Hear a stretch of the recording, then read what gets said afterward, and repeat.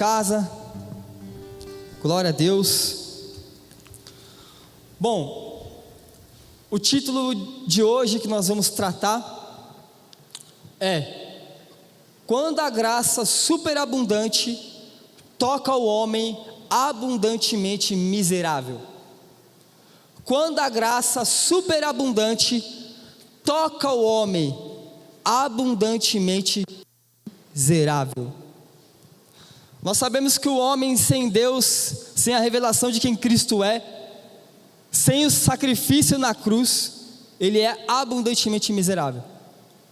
Ele abunda no pecado, na pornografia, no adultério, no divórcio, no assassinato, na premeditação do assassinato, no roubo, no latrocínio, na incredulidade.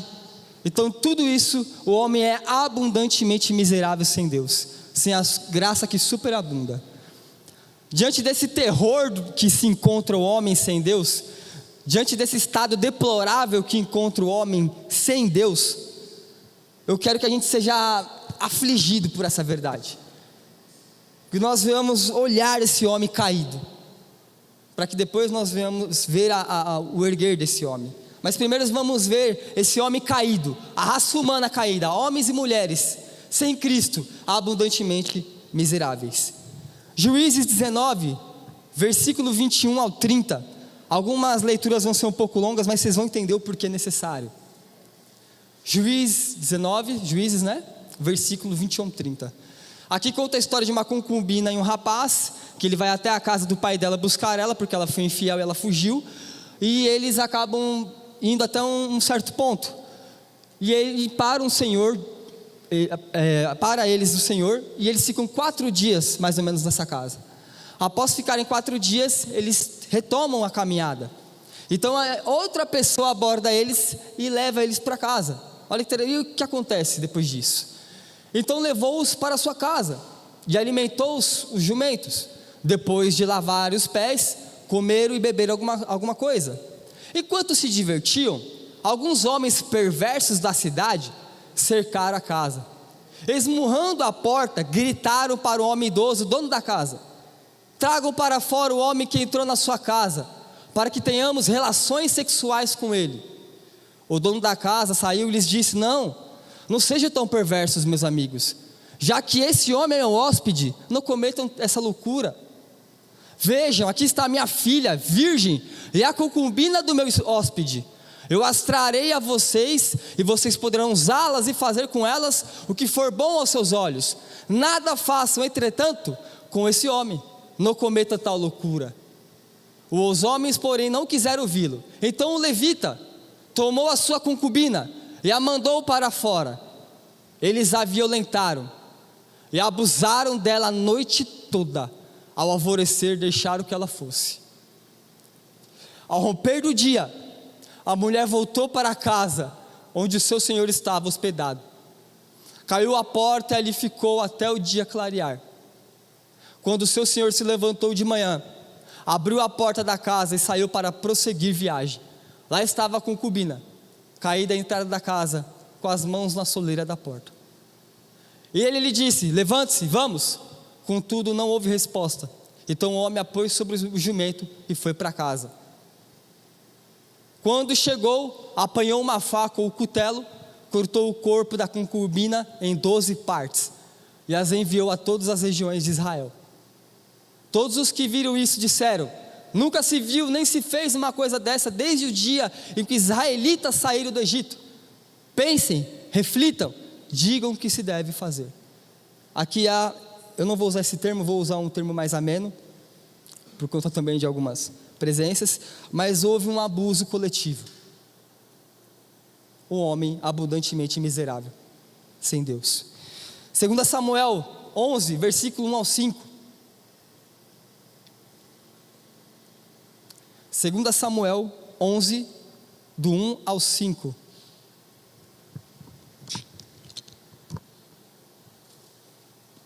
Na primavera, época em que os reis saíram para a guerra, Davi enviou para a batalha Joabe com seus oficiais e todo o exército de Israel.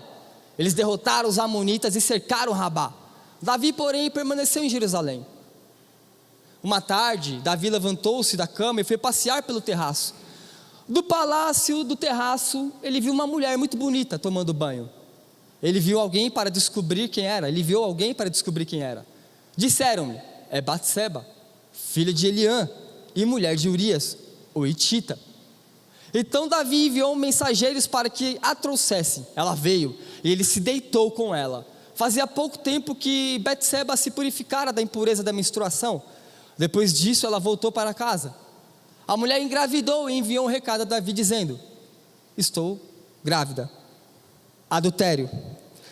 Vamos para o versículo 14. Davi traz Urias de volta. Urias, venha. Mas não foi porque ele queria poupar da guerra, mas porque ele queria encobrir o seu pecado de adultério, que gerou um filho no pecado de adultério. Só que frustrou-se, porque Urias ele tinha um coração tão voltado para o reino e tão voltado para a arca, que ele falava, eu vou parafrasear, tá bom? Como eu posso ir deitar com a minha esposa, beber vinho, me divertir, sendo que a arca e os outros soldados estão na batalha? Olha o coração de Urias, um coração quebrantado. De manhã Davi escreveu uma carta a Joabe e a enviou por meio de Urias. Davi enviou Urias de novo para a guerra. Nela escreveu: ponha Urias na linha de frente, onde o combate estiver mais violento, então recue, para que ele seja ferido e morra. Como Joabe tinha cercado a cidade, colocou Urias no lugar onde sabia que estavam os melhores soldados do inimigo. Quando os homens da cidade saíram e lutaram contra Joabe, alguns dos oficiais da guarda de Davi morreram. Entre eles, morreu também Urias, o Hitita. Assassinato, premeditação de assassinato. O homem abundantemente miserável, sem Deus. Irei falar pouco, tá bom? Por agora. Deixa a palavra nos quebrar, nos rasgar. Jeremias 32, 35. Perdão? Construíram santuários locais para Baal, no vale de Ben-Rinom. Aqui é Deus usando Jeremias para trazer uma sentença de juízo, porque Israel estava fazendo culto a Baal, a Moloque e a Astarote. Cada um desses deuses mentirosos, eles pediam algo daqueles que adoravam ele, e Moloque pedia algo em troca. Vamos lá, locais para Baal no vale de Ben-Rinom, para sacrificarem a Moloque, os seus filhos e as suas filhas. Eles queimavam as crianças recém-nascidas a Moloque, em prol de fertilidade, guerra, essas coisas. Algo que nunca ordenei, Deus falando, vocês fazem isso, algo que eu nunca ordenei, coisa detestável que jamais imaginei. Assim levaram Judá a pecar. E hoje a gente sabe que Moloque mudou de identidade. Parece que está virando moda, a gente só muda o nome da identidade, mas a essência é a mesma. Não estou atacando ninguém, mas precisamos trazer a verdade da palavra. Jesus está voltando. O pecado tem feito esfriar o coração de muitos. Se nós não tomarmos cuidado, nos agarrarmos a essa graça, essa superabundância, nosso coração pode se esfriar. Porque Paulo fala, aquele que pensa que está em pé, cuidado para que não caia. Mas não é, olha que lindo, a boa notícia não é pela minha força nem pela sua, mas pela força da própria superabundância da graça que toca o homem miseravelmente abundante.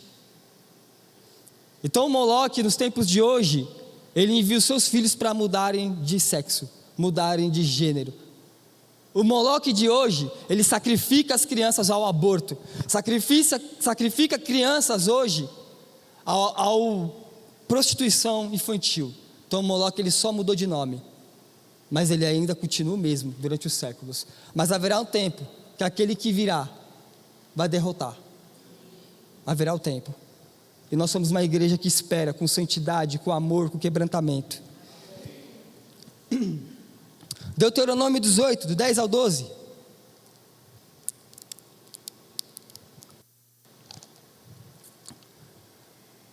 Aqui algumas instruções antes de entrar em Canaã. Deus fala: não permitam que se ache alguém no meio de vocês que queime em sacrifício seu filho ou sua filha, que pratique adivinhação ou se dedique à magia, ou faça presságios, ou seja, para tentar adivinhar o futuro, adivinhações, ou pratique, volta por aqui por favor, só para mim, ou pratique feitiçaria, pode ir, 11, tampouco que faça encantamentos, que seja médium, consulte os espíritos ou consulte os mortos. 12. O Senhor detesta quem pratica essas coisas, e é por causa dessas práticas detestáveis que o Senhor, o seu Deus, expulsará aquelas nações da presença de vocês. 13. Permaneçam inculpáveis diante do Senhor, o seu Deus. Cris, e como é que esse texto se encaixa no século 21? Você deve ter ouvido que hoje aumentou a procura de zodíacos, né? Horóscopo. Entre os jovens, principalmente adolescentes também. O horóscopo e o zodíaco, os signos, eles têm a falsa ideia de tentar trazer presságios a mim e a você. Uma falsa ideia de tentar tirar a nuvem do futuro para nos dar um caminho. Sendo que a graça de Deus, o futuro profético para o seu povo, a igreja, já está descrito na palavra. E pasmem, eu falo com dor, não falo com gracejo, eu não falo para trazer vergonha à noiva de Jesus, mas no nosso meio tem cristãos que não se libertaram dos zodíacos e dos signos. Acho que você já viu alguns Instagrams assim, Ares, Cristã, Church, acho que você já viu no Instagram algumas pessoas assim. Precisamos tocar nesses assuntos, não é brincadeira, isso tem tomado, é real. A graça tem se tornado apenas um adendo de Deus, apenas vamos falar da graça porque está na apostila da igreja. Não está na apostila da igreja, ela move a igreja, ela faz eu estar aqui, sem a minha própria vontade. Muitas das vezes eu não queria estar aqui, mas a graça me trouxe até aqui. Vamos tirar as máscaras, porque cansa, né? Aí, a cada festival de máscaras você fica aqui, cansa. Vamos tirar as máscaras, vamos mostrar a nossa face verdadeira. Muitas das vezes somos miseráveis, mas está uma graça superabundante para nós.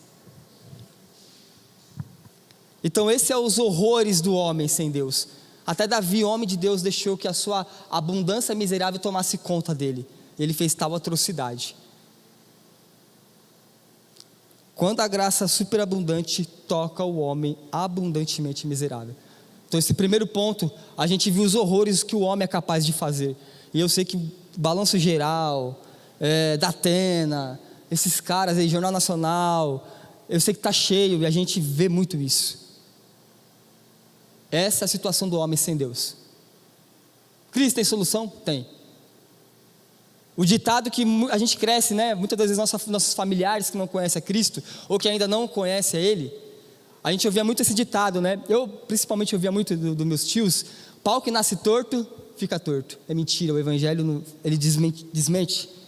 Pau que nasce torto traz transformação, a graça de Deus transforma, endireita, restaura, muda. Cada um de nós somos testemunhas dessa graça. Se nós formos buscar na nossa memória, quantos de nós nos prostituíamos? Quantos de nós fazíamos relações sexuais antes do casamento? Ou seja, fornicação. Quantos de nós já roubamos? Quer seja um banco ou algo pequeno, mas é roubo. Quantos de nós a miserabilidade do homem abundava em nós? Hoje nós estamos aqui porque a graça nos salvou. Mas tá, Cris, a graça nos salvou. O sangue remidor de Cristo veio para nós. Como a Thalita trouxe, a generosidade do Senhor entregando o seu Filho. O que ela faz? O que essa graça faz? Essa graça ela não é apenas didática, ela não é apenas uma apostila, ou apenas algo para a gente falar: eu sei descrever a graça, eu sei falar que Cristo morreu, o seu sangue carmesim na cruz do Calvário, eu sei citar Isaías 53 de cor, do versículo 1 ao versículo 12. Legal, isso é muito importante. Mas e na prática, quando ela toca? Quando a graça superabundante toca? Ela transforma, ela nos faz entender, a nossa mente é transformada, e nos faz entender o que nós temos disponível para nós. Efésios capítulo 1, versículo 3 ao 14, por favor. Deixa eu só acompanhar o horário para mim não exceder.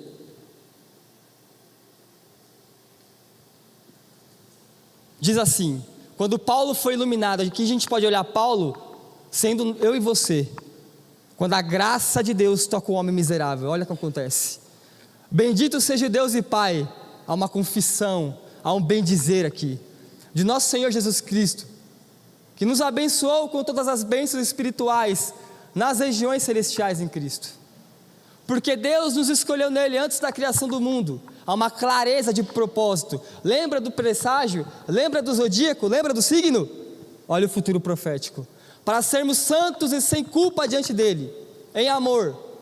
Nos predestinou para sermos adotados como filhos, por meio de Jesus Cristo, conforme o bom propósito da sua vontade, para o louvor da sua gloriosa graça, a qual nos deu graciosamente por meio do amado. Nele temos a redenção por meio do seu sangue, o perdão das transgressões, de acordo com as riquezas da sua graça, a qual ele derramou sobre nós, com toda sabedoria e todo entendimento. Ele nos fez conhecer o mistério da sua vontade, de acordo com o bom propósito que estabeleceu em Cristo. Isto é, de fazer convergir em Cristo todas as coisas, nos céus e na terra, na administração da plenitude dos tempos. Nele fomos também feitos herdeiros, tendo sido predestinados, conforme o plano daquele que faz todas as coisas segundo o propósito da sua vontade, a fim de que nós, os que primeiro esperamos em Cristo, sejamos para o louvor da sua glória. Quando vocês ouviram a palavra da verdade, o evangelho da sua salvação, e creram nele, foram selados em Cristo com o Espírito Santo da promessa, que é a garantia da nossa herança, até a redenção daqueles que pertencem a Deus, para o louvor da sua glória. Ao futuro profético, quando essa graça superabundante toca o homem miserável, nós bendizemos o Pai. Nós não bendizemos, nós não cantamos aqui por cantar, porque está no telão, mas porque cantamos porque é claro esse projeto, é claro esse futuro profético, é claro esses planos do Senhor. É claro, o nosso coração iluminado, os olhos do coração iluminado, vendo as riquezas da glória. Então quando nós cantamos, Ele é sempre eterno. Quando nós cantamos que Ele está acima de todo principado e potestade. Quando cantamos que Ele se manifestará conforme a nossa adoração, é porque essa graça nos deu essa limpeza de mente, nos deu abertura de entendimento. Está disponível para nós. Está disponível para nós. Mas quando essa graça também toca, quando essa graça abundante toca o homem miserável, ela traz uma ação prática de vida. Aqui nós falamos de uma mudança de condição de entendimento de quem somos no reino agora, qual é o nosso futuro, mas agora há uma mudança de ações. Efésios 4, do 17 ao 32. Meu Deus, Cris, para quê? Vocês vão... Assim eu digo a vocês, no Senhor insisto, que não vivam mais como os gentios. Nós éramos gentios, nós brasileiros, paulistanos, nós éramos gentios, nós não éramos de acordo com a aliança, agora nós estamos enxertados. Quando eu entendi isso, meu querido, minha relação na casa de paz mudou, minha forma de cultuar mudou, minha forma de trabalhar lá no serviço com a rapaziada mudou, minha forma de relacionar com o mundo e com a igreja, com a minha esposa, mudou. Quando eu entendi que eu era gentil, quando eu entendi que infelizmente o Brasil, ele crê no Senhor de uma forma distorcida, apenas religiosa ou cultural, mas o Senhor quer nos tirar disso.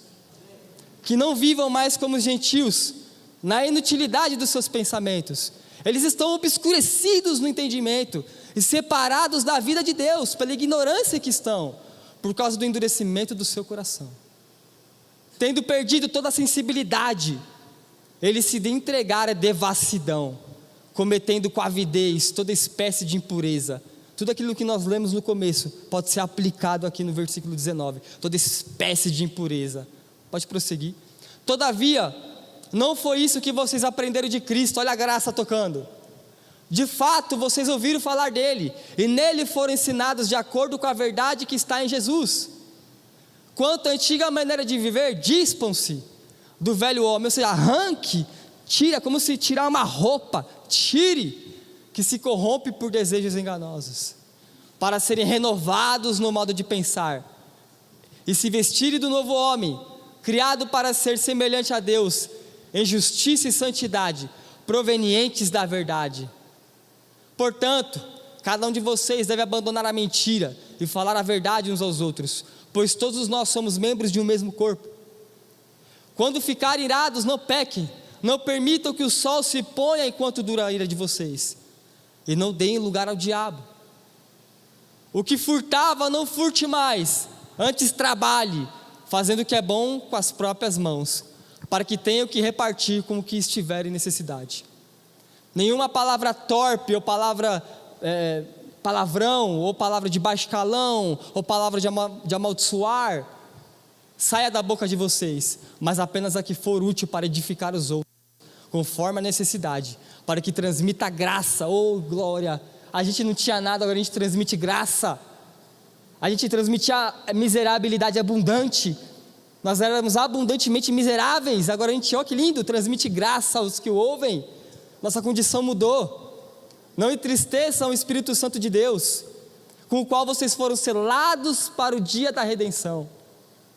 Livre-se de toda amargura, indignação, ou seja, é algo mais profundo. A gente pode traduzir, me dê licença, tá? A gente pode traduzir como ranço, que está na moda hoje. Ira, gritaria, calúnia, bem como de toda a maldade.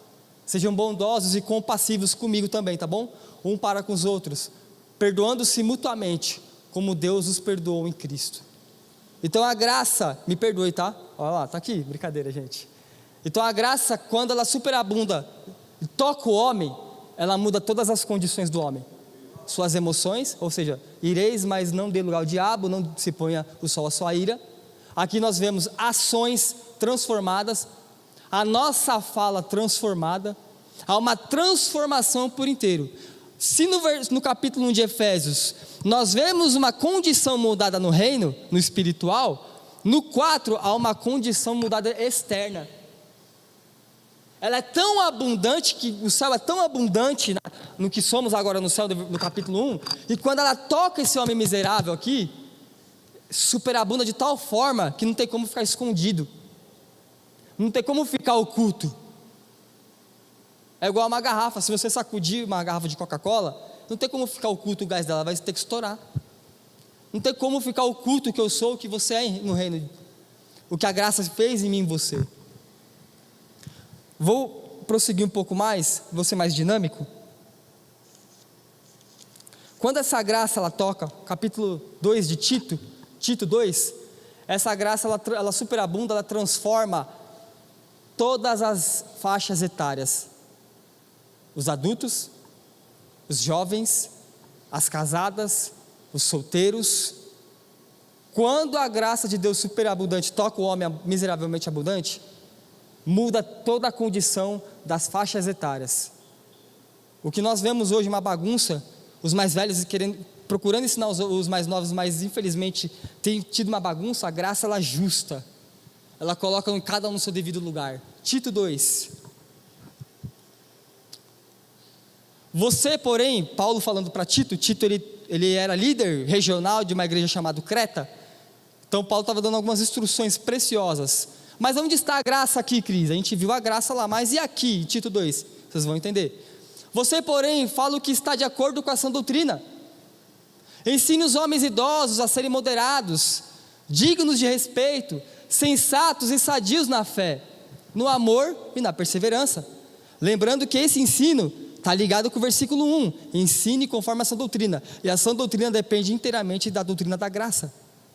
Semelhantemente, ensine as mulheres idosas a serem reverentes na sua maneira de viver, a não serem caluniadoras, nem escravizadas a muito vinho, ou aqui a gente pode colocar, não escravizadas a muita novela, ou dorama, ou Netflix. Mas aqui ensine o que é bom. Mas também para mim, eu gosto de jogar videogame, também tem que ser moderado. Assim, poderão orientar as mulheres mais jovens a amar o marido e os filhos, a serem sensatas e puras, a estarem ocupadas em casa e a serem bondosas e sujeitas ao marido, a fim de que a palavra de Deus não seja difamada. Da mesma maneira, encoraje os jovens a serem prudentes.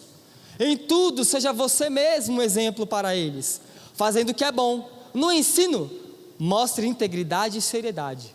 Use linguagem sadia e irrepreensível, para que aqueles que se opõem a você fiquem envergonhados por não poderem falar mal de nós. Ensine os escravos, aqui na época tinha escravos, a gente pode aplicar por um trabalhador, por um CLT, a se submeter aos seus senhores em tudo, a serem agradáveis e a não se oporem a eles. Ensine-os a não roubá-los, mas a demonstrar que são inteiramente dignos de confiança, para que assim tornem atraente em tudo o ensino de Deus, o nosso Salvador.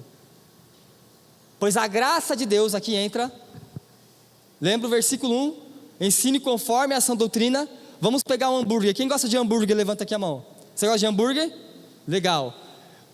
Pega um hambúrguer, em cima não tem um pão, vamos imaginar que o versículo 1 é o pão de gergelim, ok? Do versículo 2 ao 10 é o que você quiser. Eu não como carne, mas eu como frango. Então para mim tem frango, salada, picles que eu gosto, cebola, alface, beleza. Então do versículo 8 ao 10 é tudo isso que a gente colocou. E o versículo 11 ao final é o outro pão que completa, que dá a cara do hambúrguer. Lembra? Versículo 1, ensine conforme a sã doutrina. Versículo 11, por quê? Por que ensinar todas as faixas etárias? Por quê? Porque a graça de Deus, ou pois, dependendo da tradução, a graça de Deus se manifestou salvador a todos os homens. Versículo 12, ela nos instrui a renunciar à impiedade, aos desejos mundanos, e a viver de maneira sensata. Lembra da instrução de Paulo? Ensine os mais velhos a ser sensatos, as mais velhas também, agir de forma prudente. Olha o que a graça faz. Ela organiza o hambúrguer das faixas etárias da igreja. Está uma bagunça lá fora, a igreja tem que ser exemplo de que essa graça que superabunda, ela organiza as faixas etárias. Ela nos instrui, a graça, a renunciar à impiedade, aos desejos mundanos, e a viver de maneira sensata, justa e piedosa nesta era presente. Enquanto aguardamos a bendita esperança, a gloriosa manifestação do nosso grande Deus e Salvador, Jesus Cristo. Ele se entregou por nós, a fim de nos remir de toda iniquidade e purificar para si mesmo um povo, particularmente seu, dedicado à prática do que é bom. É isso que você deve ensinar, encorajando-os e repreendendo-os com toda a autoridade. Ninguém o despreze você. Você viu os horrores do homem? Afundado em abuso coletivo, afundado em pornografia, mentira, roubo, maledicência, palavras torpes, palavrão, premeditação de assassinato. Mas quando a graça superabundante toca, a minha condição muda. Eu sou filho, eu tenho um futuro profético, o zodíaco não manda mais na minha vida, os signos não mandam na minha vida. Pode parecer bobo, gente, mas o que isso tem afligido pessoas que estão doidas para saber do seu futuro. Se a gente propagasse a graça, se a gente pregasse mais a graça, elas iam ver que tem um futuro profético prontinho para elas. Elas não iam mais ficar se preocupando em ir na internet, colocar a hora que nasceu, o dia, se o sol estava lua cheia, minguante, para descobrir no zodíaco dela. Parece brincadeira, a gente não estou com deboche, é real, não é brincadeira. As pessoas estão perdidas, cada vez mais. O falso crer que o nosso Brasil enfrenta de Deus é perigosíssimo. É um Deus moldado à imagem do homem, e não moldado às Escrituras, revelado pelo Espírito Santo. Mas essa graça nos tocou, nós temos um futuro profético. Nossos atos mudaram, nós temos uma vida prática de quem tem a graça superabundante. E a igreja é mestra, é exemplo de que as faixas etárias são atingidas e afetadas por essa graça. Eu estava no café pela manhã e a gente estava falando sobre viagem, e a gente acabou falando sobre Chaves. E eu escutando sobre aquilo, do Chaves, e uma das pessoas falaram que o Chaves nunca perde a graça no Brasil, não é verdade? Desde a década de 80. E aquilo me tocou. Quantas vezes a graça de Deus pede a graça para nós? E eu anotei algo aqui. A graça para o cristão, ela tem que ser igual Chaves para o Brasil. Nós podemos até saber, mas não pode perder a graça. Não importa o adulto espiritual que você é, mas sempre devemos olhar para a inocência, que é a graça. O Chaves nunca perde a graça. E é algo perecível que vai ficar. E a graça, que muitas das vezes a gente perde a graça na graça. Eu não estou falando contra você, amado, porque eu também.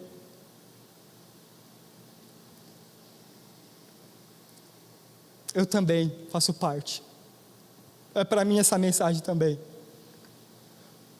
Um escritor falou que, chamado Tony Cook, no seu livro DNA de Deus, ele afirma: de forma geral, podemos dizer que o valor e a importância de uma doutrina podem ser medidas pela ênfase que a Bíblia dá a eles. Se a Bíblia fala muito sobre aquilo, então provavelmente deveríamos fazer o mesmo. Já que esse é um tema tão presente e central por toda a Escritura, poderíamos realmente esperar conhecer ou compreender a Deus em que nós somos em Cristo Jesus sem entender a graça? Aí ele continua: graça não é um assunto periférico. Não, a graça não é um assunto onde eu posso debater com você, cada um tem sua visão. Não, a graça é assunto principal, irrevogável, não se transforma e não se molda. A graça não é um assunto periférico ou uma espécie de adendo aos olhos de Deus, tipo, pregue um pouquinho da graça porque faz parte da temática da igreja. Pois sua graça é a essência de quem Ele é, e também a base para suas ações em nosso favor. Ela é também a força transformadora por trás de quem nos tornamos, e de tudo que somos capazes de fazer para Ele. Se a graça é tão proeminente na Bíblia, não deveria também ser soberana em nossos estudos, para que a gente possa descobrir o que ela é e faz? Se o Chaves não perde a graça para o Brasil, a graça de Deus, que é maior que o Chaves, não vai perder a graça para mim e nem para você. Não pode. Essa graça que superabunda, o homem é abundantemente miserável, o homem afundado no pecado. Mas Cris, a graça não é assunto para novo convertido? Não. Eu não vou abrir todos os textos aqui, mas estão com uma lista de textos que Paulo fala da graça para igrejas já maduras. Você pode conferir, não precisa abrir já aqui. Romanos 1:8, Efésios 1 ao 15, capítulo 1, versículo 15, Colossenses capítulo 1, versículo 3 e 6, 1 Tessalonicenses capítulo 1, versículo 2 ao 3 e versículo 6 ao 10, Filipenses capítulo 1, versículo 3 ao 5, 1 Pedro capítulo 1, versículo 8 ao 9. Todos esses textos, Paulo cita que essa igreja está crescendo em maturidade, mas no contexto da carta ele sempre vai falar da graça. Então a graça não perde a graça não perde força na pregação da igreja, a graça não perde força no ensino da igreja, a graça não tem que perder a força nos nossos lábios, na nossa mente, no nosso agir. Um adolescente igual aquele, no Alcorão, no islamismo ele é mestre no Alcorão. Um adolescente igual aquele, no Oriente Médio, ele é mestre no Alcorão. E muitas das vezes eu não sou mestre na graça, nessa graça que superabunda. Na Arábia, as crianças já sabem de cor a lei deles. E nós, e eu, com essa graça superabundante que Ele foi revelado, que revelou a nós, conforme Efésios 1 fala, será que eu tenho me debruçado, será que eu tenho me regozijado nessa graça? Será que ela faz parte do meu louvor, da minha canção? Será que nos momentos de angústia eu olho para ela? Será que quando eu peco, porque eu peco, gente, eu sou pecador também, igual vocês, eu também cometo pecado, será que eu recorro a ela quando eu peco? Será que eu tenho gozo de anunciar que eu sou filho de Deus no trabalho? Será que eu tenho a alegria de falar, eu sou filho de Deus, não com arrogância, mas porque essa graça que superabundou, eu não consigo guardar, ela tem que queimar, é igual um refrigerante sacudido, eu tenho que explodir. É igual Jeremias, queima meus ossos, eu não consigo ficar calado. Se o Ministério de Louvor quiser subir, por favor. 2 avisos. Não negligencie também a salvação, é para mim também. Hebreus 2, do 1 ao 3, já estou terminando.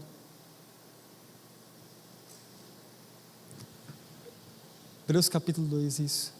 Por isso, é preciso que prestemos maior atenção no que temos ouvido, para que jamais nos desviemos. Pois uma vez que a mensagem transmitida por meio dos anjos era válida, e toda transgressão e desobediência recebeu devida punição, ou seja, toda a palavra que o anjo pregava naquela época recebeu a dura punição, como escaparemos nós se negligenciarmos tão grande salvação? Essa salvação, primeiramente anunciada pelo Senhor, foi nos confirmada pelos que a ouviram. Eu e você somos confirmação dessa graça, somos testemunhos práticos. E segundo aviso, não torne a graça de Deus inútil. 1 Coríntios 15, versículo 9 ao 11.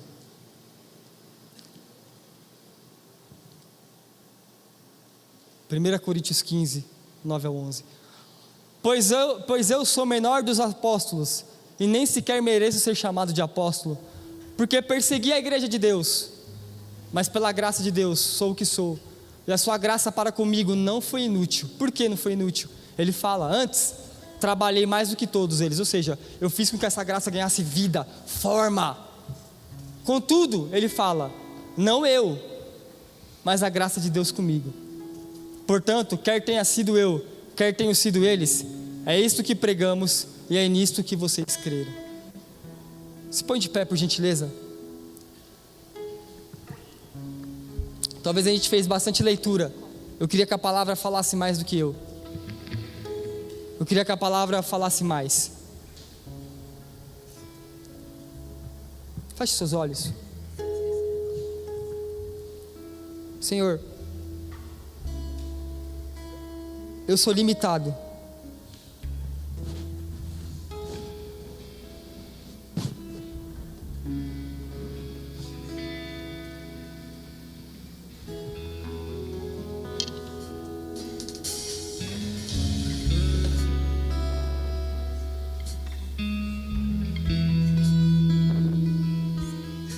Jesus, eu sou limitado, mas o Senhor pode fazer mais, infinitamente mais. Eu sei que o Senhor pode ir aonde a gente não consegue ir. Eu sei que o Senhor pode tocar no profundo, aonde as nossas meras palavras não conseguem tocar. Por favor, Deus, toca no profundo com a Tua graça. Nós vamos valorizar a Tua graça, usar ela como motivo de louvor, de cântico. Nós somos transformados. Não nos deixe negligenciar, não nos deixe tornar essa graça inútil. Nós éramos abundantemente miseráveis, nós éramos alargados a todo tipo de pecado. Pai, se há alguém aqui que ainda não encontrou a Tua graça, se revele a ele, se revele a ela. Mostra, Pai, a nossa natureza deplorável, mas também traz como farol a graça salvadora para os barcos perdidos. Aviva os corações endurecidos com a Tua graça. Aviva-nos com a Tua graça. Uma igreja avivada é uma igreja na graça. Uma igreja avivada é uma igreja que tem a graça como principal. Por favor, Deus, eu sou limitado, mas o Senhor faz infinitamente mais do que pedimos ou pensamos.